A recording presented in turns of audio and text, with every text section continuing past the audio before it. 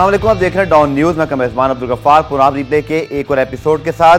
सबसे पहले पाकिस्तान और में तो कल ईद है, लेकिन दुनिया भर में जो स्पेशली पाकिस्तान की टीम ने भी आज ईद की नमाज अदा की। इसी तरह जो टोक्यो ओलंपिक में शरीक पाकिस्तानी दस्ता हैं, खिलाड़ी हैं, ऑफिशल्स हैं, उन्होंने भी नमाज ईद अदा की। तो तमाम मुसलमानों को जो आज दुनिया भर में ईद मना रहे हैं, उन सबको बहुत बहुत ईद मुबारक। और उम्मीद करते हैं कि पाकिस्तान की टीम स्पेशली आप देख सकते हैं कि सरफराज अहमद की इमामत में पाकिस्तान टीम ने ईद की नमाज अदा की। उसके बाद खिलाड़ी बड़े खुशी खुशी अच्छे मूड में गले मिल रहे हैं। आई रियली विश, और मेरी दुआ है कि अल्लाह करे पाकिस्तान आज का मैच जीते। इन खिलाड़ियों को भी शाबाश है कि ईद के दिन क्रिकेट मैच खेलना है, बट बड़े खुश हैं और बड़े खुशगवार मूड के अंदर आप देख सकते हैं नमाज ईद की अदायगी। उसके बाद खिलाड़ी जो है वो बगलगीर भी हुए, मुबारकबाद दी। इसी तरह पाकिस्तान के कंटेंजेंट ने टोक्यो में भी नमाज ईद अदा की। उनको भी बेस्ट ऑफ लक कहते हैं फॉर द ओलंपिक्स। और हमारे साथ मौजूद हैं इस वक्त हमें इंग्लैंड से ज्वाइन करें पाकिस्तान के साबिक टेस्ट ऑलराउंडर यासिर अरफात। और इंग्लैंड में भी आज चूँकि ईद है। यासिर भाई अस्सलाम वालेकुम, और सबसे पहले आपको भी ईद मुबारक। वालेकुम सलाम गफ्फार भाई, बहुत शुक्रिया। और आप लोगों की तो मेरे ख्याल से कल ईद है, तो बहुत बहुत शुक्रिया वन सेकेंड। बिल्कुल, और बिल्कुल हम कल ईद मनाएंगे यासिर भाई। और आज सबको जो इंग्लैंड में और यूएस में जहाँ जहाँ ईद मना रहे हैं सबको ईद मुबारक। और प्रोग्राम की शुरुआत करते हैं जनाब। पाकिस्तान का मैच है आज रात 10:30 बजे। दुआ है कि अल्लाह करे पाकिस्तान में तो चांद रात है, खिलाड़ी तो खुद ईद मना रहे हैं और तमाम लोग जो ईद मना रहे हैं, तो ईद की खुशी दोबारा हो जाएगी अगर पाकिस्तान ये मैच और सीरीज़ जीतता है। पहले आपको दिखाते हैं रीप्ले हेडलाइंस, फिर आके यासिर भाई से मजीद बात करते हैं। रीप्ले हेडलाइंस आपने देखी है, और टोक्यो ओलंपिक्स भी जनाब 3 दिन बाद है, तो उसकी भी तमाम अपडेट्स आपके साथ हम इंशाल्लाह प्रोग्राम में शेयर करते रहेंगे। पाकिस्तान टीम के कंटेंजेंट की अपडेट भी आपको मिलती रहेंगी। और यासिर भाई की तरफ चलते हैं। यासिर भाई सबसे पहले तो ये बताइए कि आपने भी यकीनी तौर पे बहुत सारे मैचेस ईद के रोज़ खेले होंगे, ट्रैवल किया होगा। ये जब ईद के दिन अहले खाना से दूर, वतन से दूर आपको नमाज ईद की अदा करने के बाद फ़ौरन जो है वो कोई बारबेक्यू पार्टी नहीं होनी, सीधा मैच खेलना है, तो ये कैसा तजर्बा होता है? और लेकिन ऑब्वियसली मुल्क की नुमाइंदगी करना बहुत बड़ी मोटिवेशन होती है और खिलाड़ी इसको भी इंजॉय करते हैं। देखिए, पहली दफ़ा अगर हो तो थोड़ा सा फील होता है, आप फैमिली को मिस करते हैं, मगर ये प्रोफेशन ऐसा है कि आपने ट्रैवलिंग करनी है, आपने टीम के साथ ट्रैवल करना होता है और ओवरसीज़ आपके टूर होते हैं, तो ये एक नॉर्मल सी रूटीन हो जाती है, लड़कों को यूज टू हो जाते हैं। मगर बड़ी अच्छी चीज़ है, सुबह वीडियोस देखी, जिस तरह आपके शो में भी वीडियोस दिखाई आपने, क्लिपिंग्स हम सोशल मीडिया पे देख रहे हैं, तो बड़ा ही जो मोरल मुझे बड़ा अच्छा लग रहा है। लड़के एक दूसरे से बातचीत कर रहे हैं, हंसते खेलते नजर आ रहे हैं, तो ये एक बड़ा अच्छा साइन है। और ऑब्वियसली बड़ा इंपॉर्टेंट मैच है आज के दिन। और जिस तरह की सीरीज अभी टाई हो चुकी है, पाकिस्तान ने पहला मैच बेहतरीन खेला। अब पाकिस्तान की अगर बैटिंग देखें, उसके बॉलिंग में ऑब्वियसली देखें जिस तरह की पिचेस है, जिस तरह की ऑपोजिशन है, रन्स बॉलर्स को पड़ेंगे, इसको हमें मानना पड़ेगा कि हमारे बॉलर्स को थोड़ा सा लैग तो करते हैं स्किल्स में, मगर यह है कि रन्स बनेंगे। मगर फील्डिंग जो सबसे अच्छी चीज नजर आई, पाकिस्तान ने जो फील्डिंग का स्टैंडर्ड बड़ा ही अच्छा, जिसमें शादाब ने बड़ी अच्छी फील्डिंग की, कैचेस बहुत अच्छे किए, तो ये बड़े अच्छे साइंस हैं। अब ये है कि इंपॉर्टेंट चीज ये है कि अब पाकिस्तान ये मैच जीत के सीरीज जीत सकता है, अपनी जो रैंकिंग बेहतर कर सकता है, और उसका जो मोरल होगा going into the West Indies tour, जो कि बड़ा ही मुश्किल टूर वो भी लग रहा है, जिस तरह की क्रिकेट वो खेल रहे हैं, तो बड़ा इंपॉर्टेंट होगा ये मैच जीतना, एक तो सीरीज, उसके साथ जो फर्दर जो आगे टूर पाकिस्तान ने करना है, बड़ा ही इंपॉर्टेंट आज का मैच। बिल्कुल आपने ठीक कहा। इमरान सिद्दीक ने आज के मैच के हवाले से रिपोर्ट तैयार की है कि दोनों टीमों की तैयारियां क्या है। रिपोर्ट दिखाते हैं, फिर आके यासिर भाई से पूछेंगे कि पाकिस्तान की 11 क्या होनी चाहिए। हसन अली फिट हैं, लेकिन पहले आप रिपोर्ट देखिए। तो यासिर भाई अच्छी खबर यह है कि हसन अली फिट हैं, और ऑब्वियसली उनकी फिटनेस के बाद तो कोई डाउट ही नहीं है कि उनको टीम में लाया जाएगा। बट आपके ख्याल में चूंकि टीम मैनेजमेंट ने खुद बता दिया he is available for the match, so आप क्या समझ रहे हैं किसको फिर जो है वो उनके लिए जगह खाली करना पड़ेगी?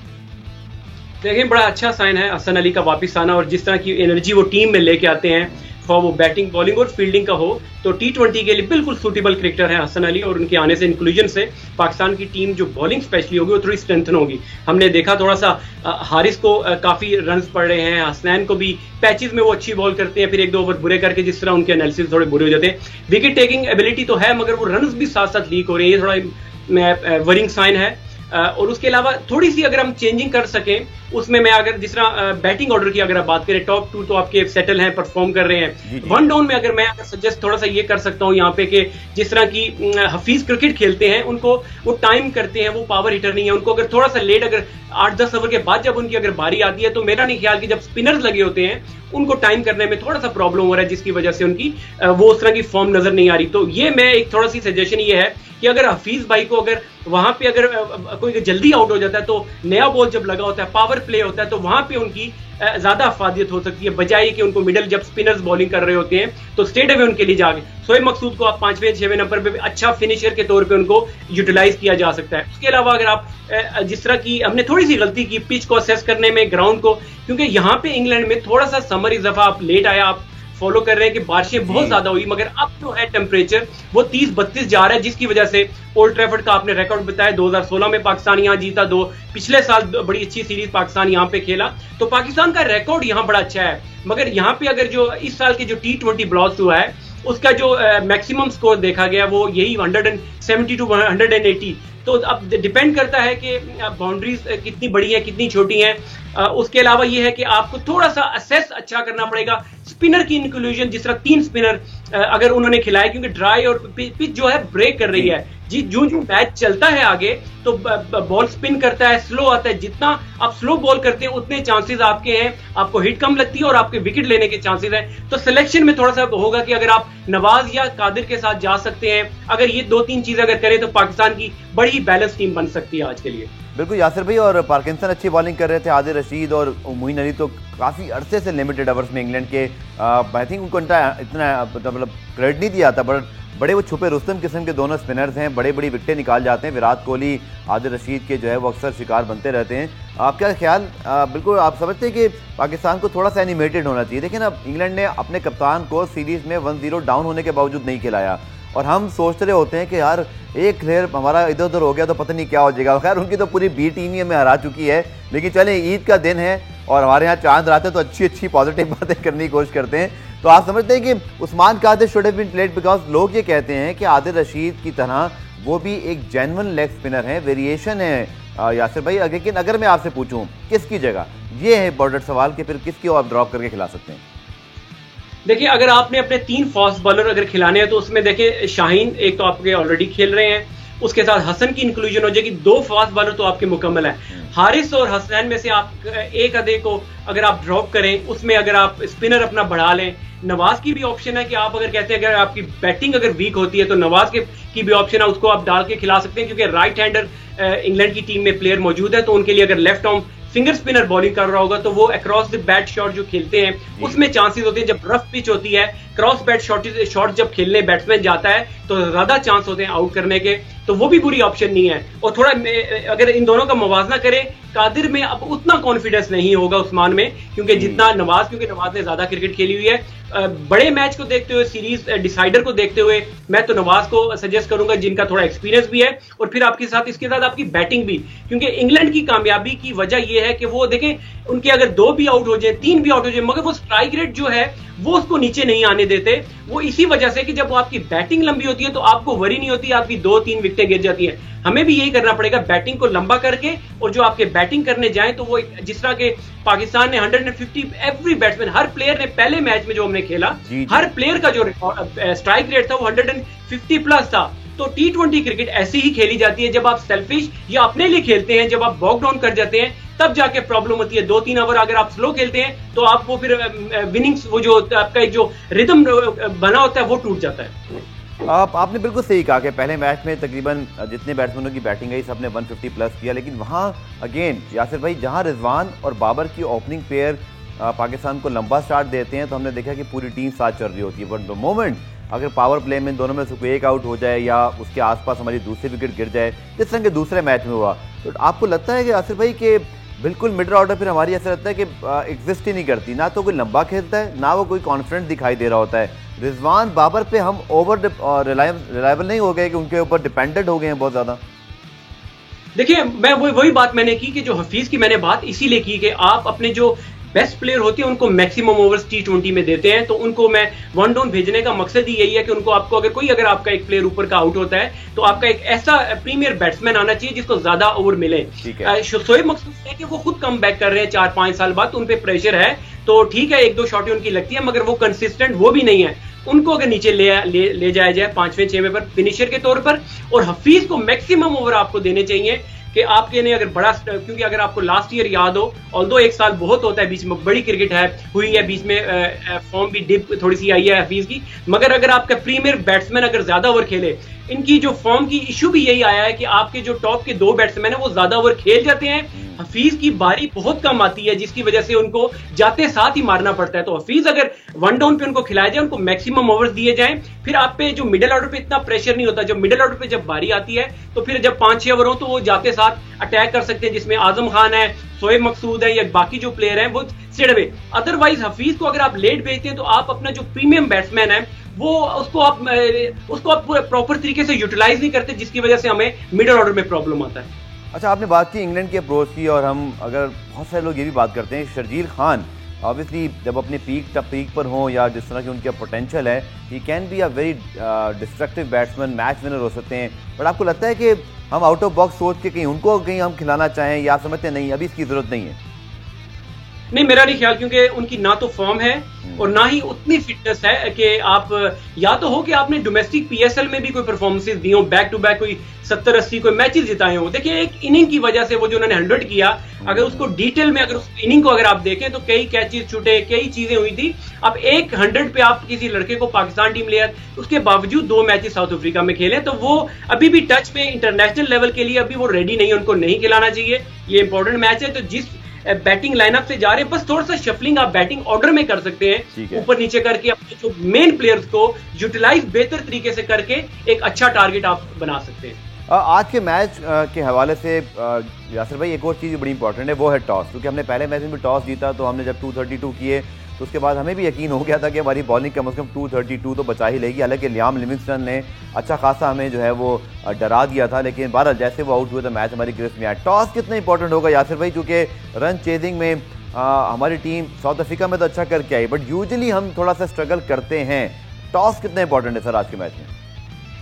टॉस देखें, कंडीशंस को देखते हुए और 2 मैचेस के रिजल्ट को देखते हुए तो बड़ा ही इंपॉर्टेंट है, क्योंकि देखिए आपको हम याद, हम लोग बात किया करते थे कि जब आप टॉस जीत देते तो 50% मैच आप वहीं जीत जाते हैं, क्योंकि आपके हाथ में, आपके कंट्रोल में चीजें होती हैं। जब आप टॉस जीत के सिचुएशन दूसरी टीम के हवाले कर देते तो आपके कंट्रोल में कुछ नहीं है। तो इसलिए आप जब टॉस जीते, आपने बड़ी गलती की सेकंड मैच में कि जब आपके पास एक मैच पहले की एग्जांपल मौजूद है कि जब आपने खुद बैटिंग पहले अच्छा एक टारगेट सेट किया, तो मुझे नहीं समझ आया कि उस डिसीजन का रीजन कोई नजर नहीं आया।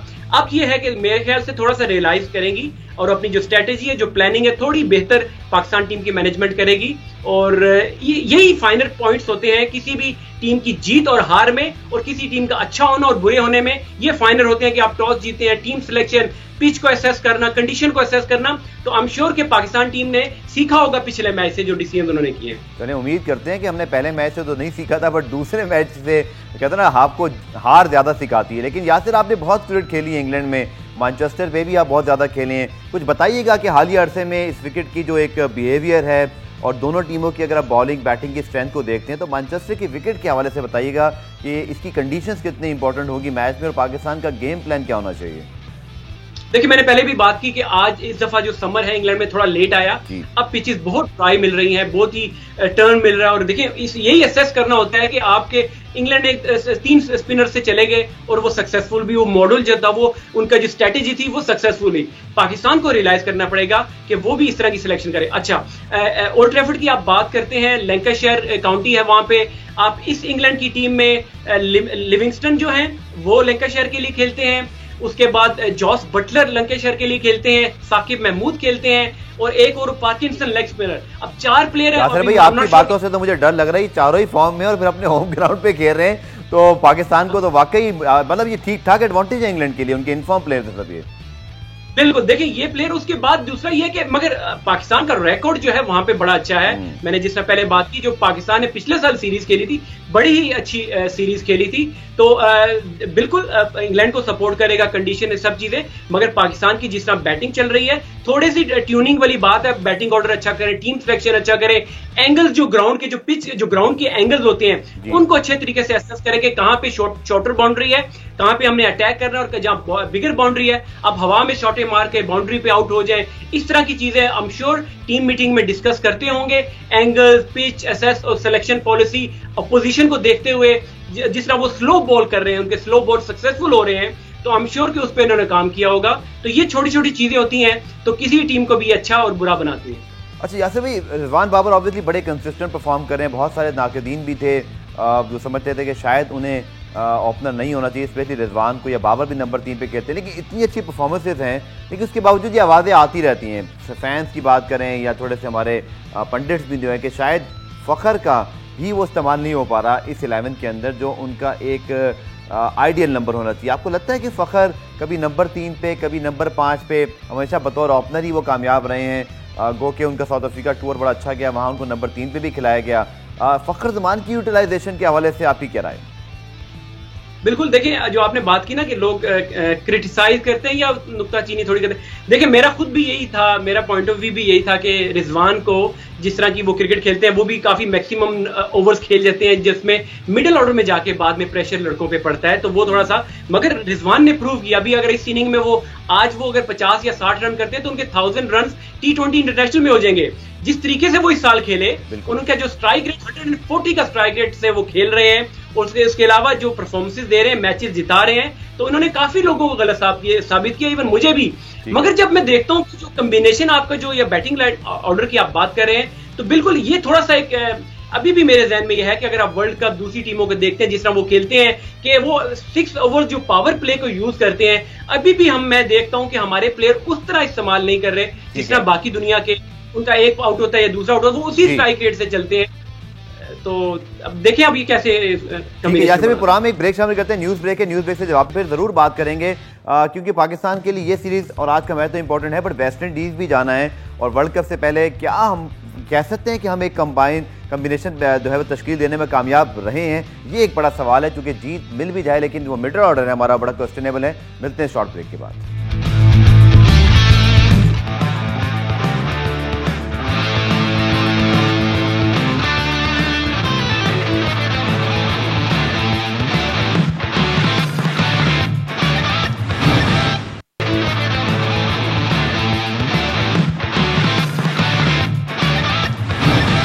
पुरान रिप्ले में खुशामदीद, यासिर फाद हमारे साथ मौजूद है। यासिर भाई, मैच के हवाले से हमने काफ़ी बात की, लेकिन कुछ आई थिंक ईद के हवाले से आपकी यादें भी हम ताज़ा कर लें।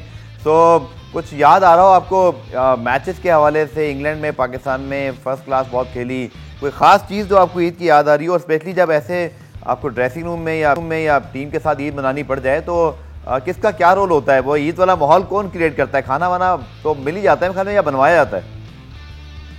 देखिए मुझे सबसे ज्यादा तो मैं इंग्लैंड में जब से रह रहा हूँ तो मुझे तो अपनी फैमिली, मेरे पेरेंट्स बहुत याद आते हैं क्योंकि उनको मैं बहुत मिस कर रहा हूँ। गर्मियों में नॉर्मली वो यहाँ पे आ जाते थे, उनके साथ होती थी, मगर जब टीम के साथ आप बात जो करें टीम के साथ, उसमें तो ये देखिए आप दोस्त यार आपके होते हैं, आपकी रूटीन होती है, बस आपको सुबह जाके आपने जब नमाज पढ़ के आते हैं उसके बाद फिर ऑब्वियसली पीछे तो सुनने में ये भी आया था कि आप एक वो कुक भी हायर कर लेते थे जब कोरोना का जब से इश्यू चला है, तो वो खाने पीने भी आपके मतलब की चीजें बन जाती थी। तो मेरा नहीं ख्याल इतना लड़के फील करते हैं, अपने फैमिलीज को, पेरेंट्स को मिस करते हैं, बहन भाइयों को। अदरवाइज अब पाकिस्तान के लिए जब खेल रहे थे और टूर पे होते हैं तो उससे बड़ी कोई चीज हो नहीं सकती कि आप ये सेलिब्रेशन ये बाद में भी बंदा कर सकता है, मगर जो इंपॉर्टेंट चीज ये है कि हमारे प्लेयर टूर्स पे आते हैं और उनकी जो प्राइम जो सबसे इंपॉर्टेंट चीज वो यही होती है कि मुल्क के लिए जब वो खेलते हैं उनके लिए परफॉर्मेंसेज और पाकिस्तान की जो जीत होती है वो सबसे इंपॉर्टेंट होती है। आपने अपने फैमिली का जिक्र किया तो आपके वालिद साहब के ट्वीट्स तो मुझे लगता है कि टाइम लाइन में सबसे मजेदार चीज़ होती है पढ़ने के लिए, जब उनकी बातें, उनके एक्सपीरियंस, उनका स्पेशली आपके ऊपर जो मेहनत की यासिर, तो आई थिंक पेरेंट्स तो वाकई कितना उनका रोल होता है। और जिस तरह वो बता रहे होते हैं कि आपको, मैं उनका ट्वीट पढ़ा था कि जब आप छोटे थे तो आपको कह दिया भाई तुम्हें यूबीएल वाले जो क्रिकेटर्स थे उनके मुताबिक ही तनख्वाह भी दूंगा बट विकेटें सबसे ज़्यादा लेके आनी है। तो हाउ स्वीट, मतलब मुझे लगता है कि आपके वालिद साहब ने बड़ी मेहनत की आप पर।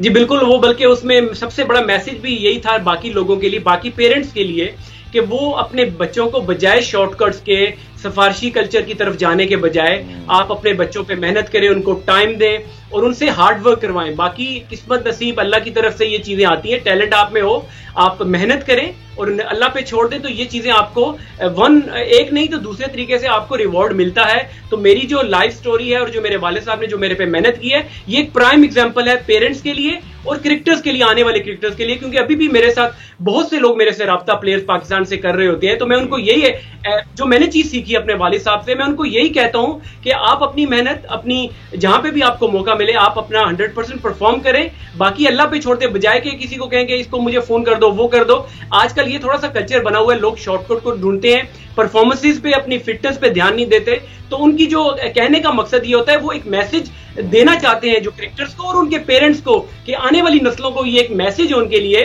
कि बजाय कि अपने बच्चों को शॉर्टकट्स की तरफ डालें, उनको बताएं कि आप मेहनत करें, बाकी अल्लाह पे छोड़ दें। अल्लाह ताला, हम सब का ये बिलीव है कि किसी ना किसी तरीके से वो रिवॉर्ड आपको जरूर मिलता है। मेरी सूरत मुझे जो हुआ है वो, मुझे अगर पाकिस्तान में ज्यादा नहीं खेला तो अल्लाह ताला ने मुझे काउंटी खिलाई, लीग्स की दुनिया में खिलवाई, तो वो कंपनसेट कहीं ना कहीं मुझे अल्लाह ताला की तरफ से हो गया। तो एक बड़ा अच्छा ये मैसेज पेरेंट्स के लिए और प्लेयर्स के लिए ये बिल्कुल। अब बेस स्ट्रांग हो तो फिर आप जहां मौका मिले आप अपना लोहा खुद मनवा लेते हैं। यासिर, अभी आप रिसेंटली काउंटी के साथ भी वाबस्ता हैं, बड़े बड़े खिलाड़ी वहां मौजूद हैं, तो कैसा एक्सपीरियंस गया है काउंटी सीजन का? और यकीनी तौर पर मेरे ख्याल में पाकिस्तान क्रिकेट बोर्ड बहुत सारे क्रिकेटर्स लेकर आए हैं। मैं खुद तो नहीं कहना चाहूँगा, लेकिन आई थिंक वो खुद देख रहे होंगे कि कौन लोग कहाँ काम कर रहे हैं। तो चाहेंगे आपको मौका मिले पाकिस्तान टीम के साथ, उस सिस्टम को इतना अच्छा आप समझते हैं, उसी सिस्टम से बहुत सारे लोग यहाँ इंक्लूडिंग मोहम्मद यूसुफ हैं, खुद वसीम खान का ताल्लुक सिस्टम से है, तो अगर ऑफर हो तो करना चाहेंगे पाकिस्तान आके काम?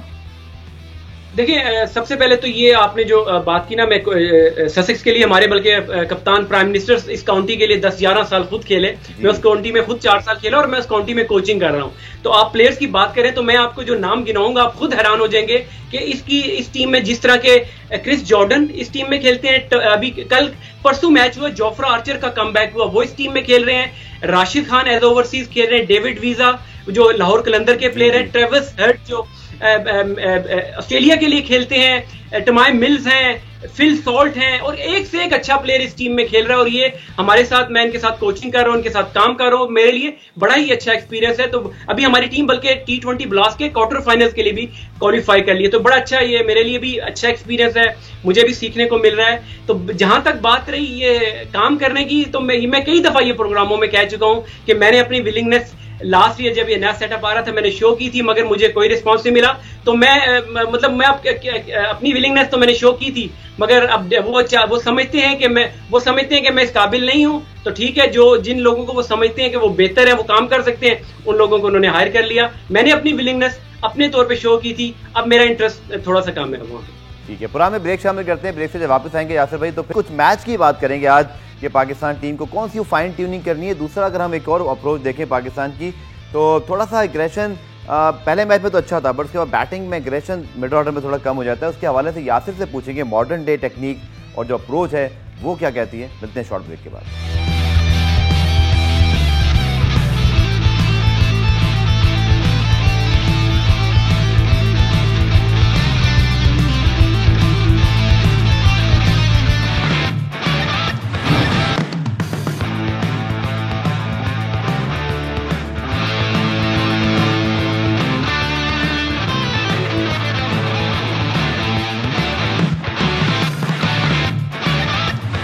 के आखिरी हिस्से में आज ही के मैच के हवाले से बात करते हैं यासिर। और जैसा हमने कहा कि आपने बताया कि इस विकेट पर स्पिनर्स का रोल बड़ा इंपॉर्टेंट होगा, लेकिन टॉस की वैल्यू भी ज़्यादा है।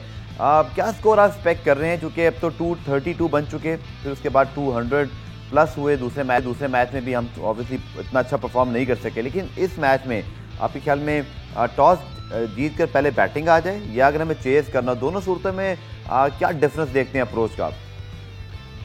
देखिए, टारगेट का अंदाजा करना तो बड़ा ही मुश्किल है। जिस तरह 230 पाकिस्तान ने पहले किया और फिर इंग्लैंड ने भी दूसरे मैच में भी 200 हुआ पहले बैटिंग करते हुए, तो मुश्किल है थोड़ा। 200 प्लस वाली गेम आजकल चल रही है, मगर देखते हुए जो ट्रैक रिकॉर्ड इस पिच का चल रहा है, मगर वो T20 ब्लास्ट है, उसमें आपके पास इंटरनेशनल प्लेयर्स नहीं होते, काउंटी प्लेयर्स होते हैं। तो 170-180 बताया जा रहा है कि इस ग्राउंड पे हो रहा है आजकल T20 में।